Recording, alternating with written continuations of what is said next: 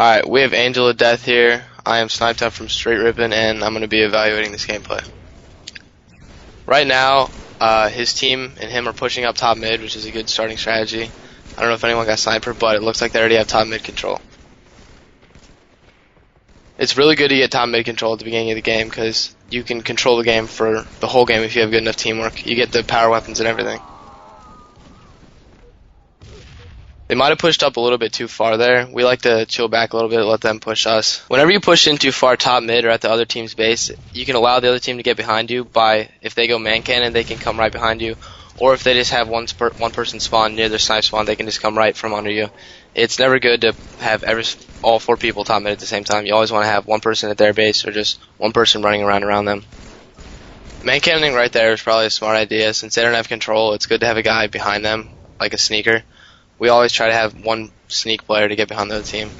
The man cannon in this game is used basically to get behind the other team, so if you have control top mid, going man cannon is probably not the best thing to do because the other team's all going to be in their base, but if the other team has control, then you can use the guy on man cannon to sneak around the other team and get your team control back. We usually have one person go around the other team. It doesn't really matter where in the base.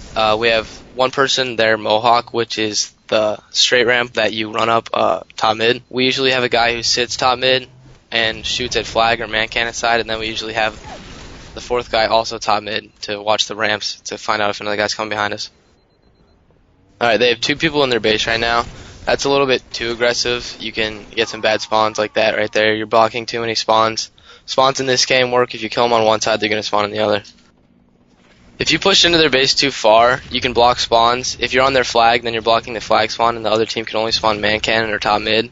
So you don't want to block spawns. You can stay there snipe spawn. You can go around man cannon or flag every once in a while, but try not to block too much because it could be unlucky for your team.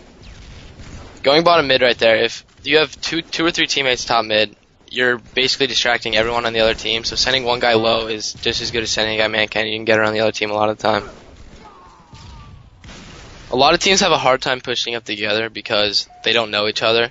So if you're on a team with a bunch of people you don't know, then you need to coordinate your rushes, you need to talk to your teammates, you need to look at their overhead symbols just so you know when to push up with them. He might have pushed up a little bit too far there. The other team already gained control and he tried to just go in by himself when he could have waited for his team.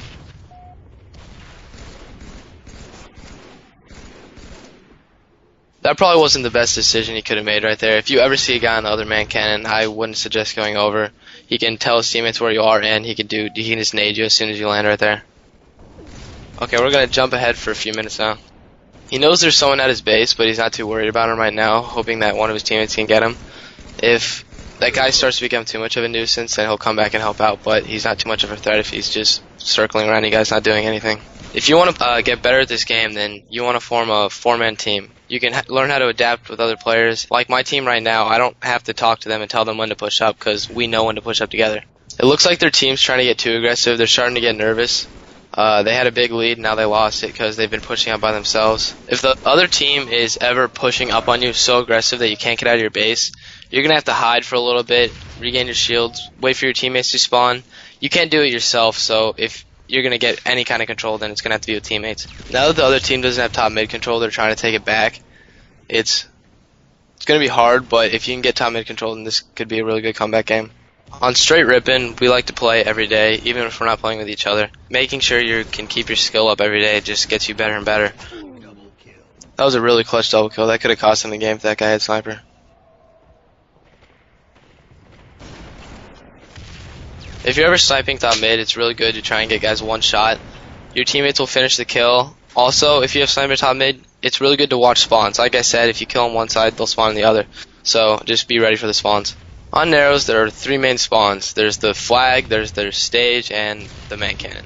The main spawn in the game is man cannon, so you're going to want to see it. That's going to be the first place you want to look if you want to find out where they're spawning. And there we have it. They were down 46-40 and they came back and won. It was a great comeback by Angelofdeth and the rest of his team. You guys played well with your team and you pulled it off clutch at the end. Good comeback.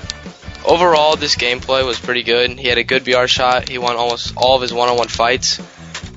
I thought was a little bit too aggressive. He might have pushed in a little bit too far into their base. You might want to stay top mid a little bit longer with your team.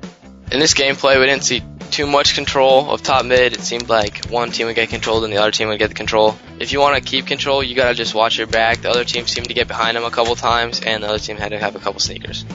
Overall, I would give Angelofdeth and his team a B for this game. They had some good pushes and some bad ones, but they seemed to come strong and they won the game. Alright guys, well, I've been Sniped Down from Straight Rippin'.